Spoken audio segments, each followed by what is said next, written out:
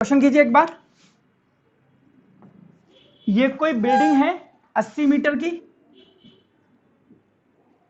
और यहां पर एक पत्थर है जिसको आपने ड्रॉप कर दिया इस तरह से, और ये नीचे आता है बेचारा और कोई ऑप्शन है नहीं इसके पास। इसको ड्रॉप करने के 2 सेकंड के बाद में आपने एक पत्थर लिया, उसको v स्पीड से नीचे की तरफ प्रोजेक्ट कर दिया, पटाच ऐसे करके। लिखिए क्वेश्चन लिखिए। अगर मैं पहले वाले पार्टिकल की बात करूं, वेक्टर फॉर्म में मैं लगाता हूं s is equal to ut plus half gt square. मेरा रेफरेंस पॉइंट यही है, स्टार्टिंग में दोनों पार्टिकल यही है, तो इनका डिस्प्लेसमेंट कितना है वो हमें निकालना है कि 80 मीटर। नीचे वाली डायरेक्शन को मैं लेता हूं नेगेटिव और ऊपर वाली डायरेक्शन को मैं पॉजिटिव ले लूंगा, ठीक है, कैसे भी जैसे आपकी इच्छा करें। तो मैं नीचे आया -80, स्पीड 0 है और एक्सेलरेशन है -10 t स्क्वायर। मैंने माना इसको यहां से यहां तक आने में t सेकेंड लगा है, तो सिंपली ये हो गया आपका 80 is equal to 5t square. तो t हो गया इसको आपके पास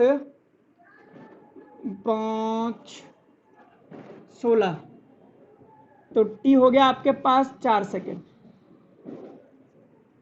अगर हम सेकेंड पार्टिकल की बात करें, 2 सेकेंड तो ऑलरेडी निकल गए, अब इसके बाद में कितने बचे हैं? It will take 2 seconds to reach the ground. ये भी हमें पता लग गया। इसको फेंका 1 2, उसके बाद में इसको फेंका है, तो दोनों जमीन पे तो साथ ही आए। तो दूसरे वाले के लिए लिख सकता हूं s is equal to ut plus half g t square. नीचे की तरफ डिस्टेंस ये भी -80 कवर करेगा, नीचे की तरफ स्पीड इसकी भी -v into t minus half a, time कितना है 2 का स्क्वायर, इसके पास भी टाइम 2 सेकंड है। जब आप इसको सॉल्व करेंगे तो ये आ जाएगा 30 मीटर पर सेकंड। कोई नई चीज मैंने नहीं पढ़ाई, लिख लीजिए जिसको भी नहीं आया हो, फिर मैं इसका पोस्टमार्टम भी करता हूं। आइए, मुझे पता है जब इसको ड्रॉप करा है तो पहले सेकंड में ये कितना आया होगा 5 मीटर, दूसरे सेकंड में कितना आया होगा 15 मीटर, तीसरे सेकंड में 25 मीटर, चौथे सेकंड में 35 मीटर, और ये आ गया टच कर गया 5 15 25 35 3 4 5 6 7 8 80 मीटर देखो इसने कवर कर लिया। यानी कि ये मुझे वैसे ही पता लग गया कि टॉप टू बॉटम आने में इसको 4 सेकंड लगेगा। क्लियर? ओके, अब इसकी बात करो। जब मैं इसको ड्रॉप कराऊं, सुनना ध्यान से, अगर मैं इसको ड्रॉप करा देता तो 1 सेकंड में ये 5 मीटर आ जाता, अगले 1 सेकंड में ये 15 मीटर आ जाता, यानी कि ये 20 मीटर तो कवर्ड कर ही चुका है। इसमें आपने कुछ भी नहीं करा, ग्रेविटी ने करवा दिया। आपको कितना कराना है यार? आपको अभी बचा हुआ 60 मीटर कवर करवाना है कि नहीं? इन्हीं 2 सेकंड में, जिन 2 सेकंड में ये 20 कर चुका है, उन्हीं 2 सेकंड में 60 और करवाना है। ग्रेविटी ने अपना काम कर दिया है, तो स्पीड कितनी होनी चाहिए, डिस्टेंस कितना कवर कराना है 60 मीटर का, टाइम कितना देना है 2 सेकंड का, यानी कि 30 मीटर पर सेकंड से आपको इसको फेंकना पड़ेगा। तो 1 सेकंड में 5, अगले 1 सेकंड में 15, और उन्हीं 2 सेकंड में ये 30 भी कर चुकेगा अपनी स्पीड की वजह से। तो पहले सेकंड में अब ये कवर करेगा 35, 30 जो स्पीड आपने दी है उसकी वजह से 5 ग्रेविटी करवाएगी। उसके अगले सेकंड में ये करेगा 15 प्लस 30 45 मीटर, और टोटल मिलाकर के 80 मीटर कवर कर देगा। देखते हैं तो मेरे को तो सर की बात याद आई कि सर ने बोला था कि ग्राफ का कोई भी क्वेश्चन आए बेटा तो दो चीजों के बारे में सोचना, एक स्लोप और एक उसका एरिया। तो मैंने कहा ठीक है, स्लोप होगा एक्सीलरेशन अपॉन डिस्प्लेसमेंट, एरिया होगा a इंटू टी। तो एक्सीलरेशन अपॉन डिस्प्लेसमेंट क्या बताता है कि कुछ नहीं, a इंटू टी बताएगा ना, बट ये a इंटू एस है, सॉरी, है ना।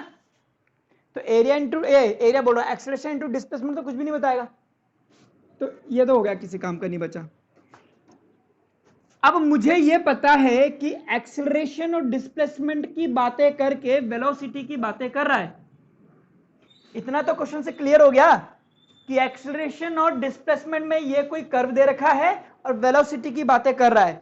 तो मुझे कोई एक ऐसा फॉर्मूला बताइए जिसमें एक्सीलरेशन, डिस्प्लेसमेंट और वेलोसिटी आ जाए। और यह भी याद रखना, एक्सेलरेशन यहां से यहां तक तो कांस्टेंट था, फिर यहां से यहां तक एक्सेलरेशन कांस्टेंट नहीं है,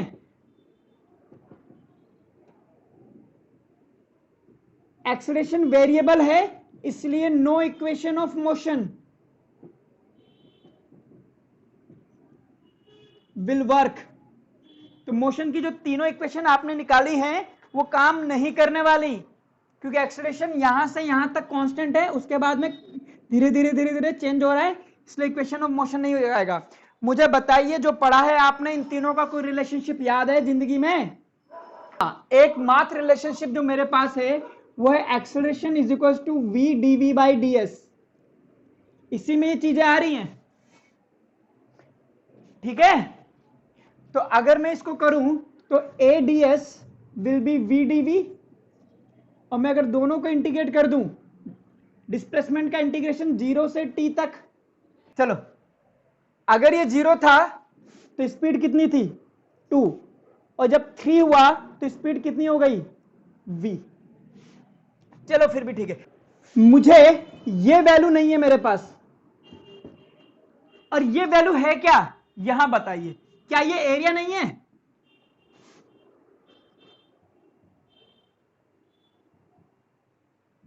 बोलो, ये वैल्यू देने का अलग तरीका है इसका। ये पूरा क्या बता रहा है, 0 से 3 तक का एरिया। बोलो, इंटीग्रेशन हम एरिया के लिए तो करते हैं, तो एरिया निकाल दो। क्या ये ट्रेपेजियम, हाफ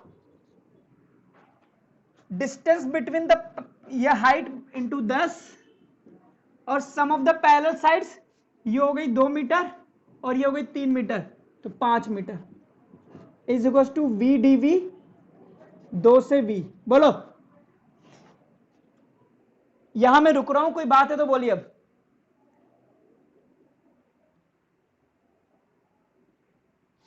बहुत अलग तरीके का क्वेश्चन है ये, हो गया। तो अब ये हो गया 25, v का integration v square by 2, upper limit lower limit. अब इसको सोल्व कर दो, 25 upper limit minus lower limit by 2, तो ये हो गया 50 plus 4 is equal to v square root 54 metre पर सेकेंड।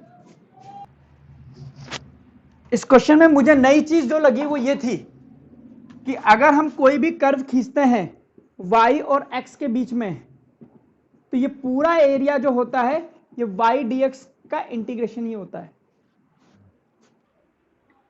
और कीजिए जरा क्वेश्चन देखें, सुनिए, ये एक ऐसा क्वेश्चन है, अगर आपने ध्यान दिया हो तो इसमें एक बार पार्टिकल एक्सेलरेट हो रहा है, एक बार डीएक्सेलरेट हो रहा है, यानी कि रिटार्ड हो रहा है, उसके बाद चुपचाप आके करके बैठ रहा है। कभी भी ऐसा कोई क्वेश्चन आता है जिसमें ऐसी फीलिंग आती है कि एक बार एक्सेलरेट हो रहा है फिर रिटार्डेट हो रहा है, तो इस तरह के क्वेश्चंस को ग्राफ से सॉल्व करते हैं। इसलिए कॉपी के टॉप पर एक लाइन लिख लीजिए, अगर एक ही क्वेश्चन में टिप है, आप कह सकते हो इसको एक्सपर्ट एडवाइस है, एक्सपर्ट एडवाइस में लिखिए, अगर एक ही क्वेश्चन में एक्सेलरेशन एंड रिटार्डेशन दोनों आ जाए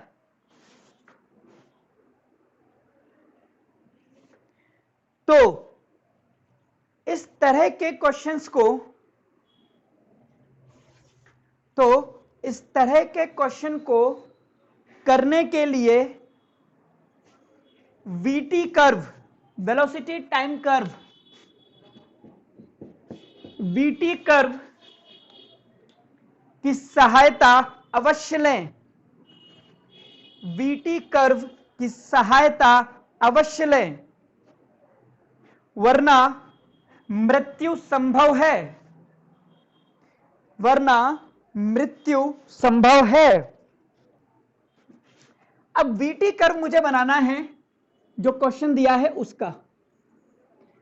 वीटी कर्व का स्लोप जो है वो एक्सेलरेशन को बताता है और कहता है कि एक्सेलरेशन कांस्टेंट है, तो कांस्टेंट कर्व वाली लाइन ऐसे खींचेगी। उसके बाद कहता है डी एक्सेलरेशन है, यानी कि नेगेटिव स्लोप बनेगा, यानी कि ऐसे, और बाद में ये वेलोसिटी जीरो हो जाती है।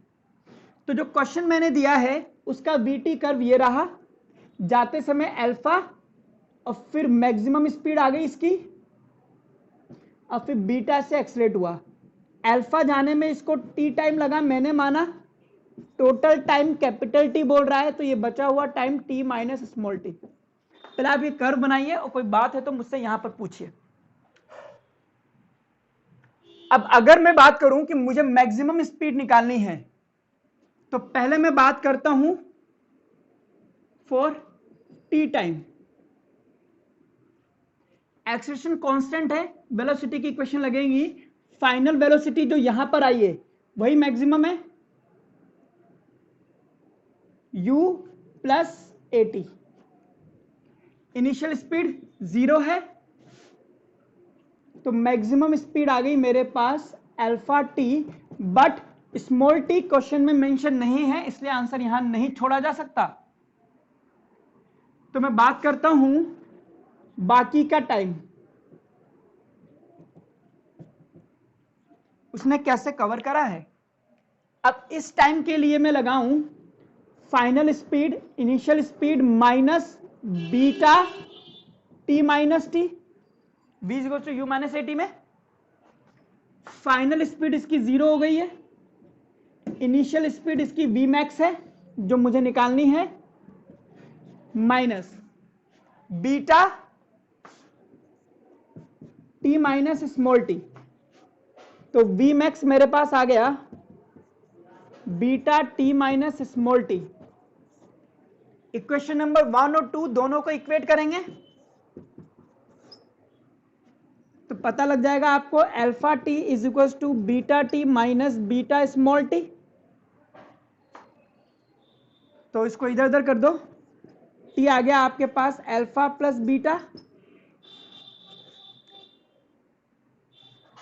बीटा कैपिटल टी, तो टी हो जाएगा आपके पास beta capital t alpha plus beta. इस टी को हटाना था क्योंकि क्वेश्चन में टी था नहीं।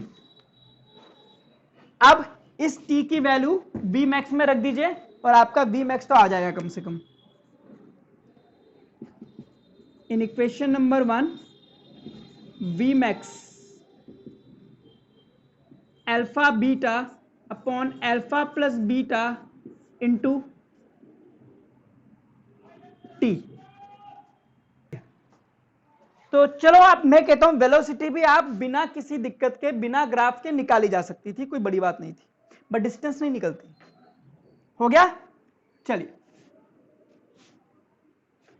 अब मैं डिस्टेंस निकालता हूं।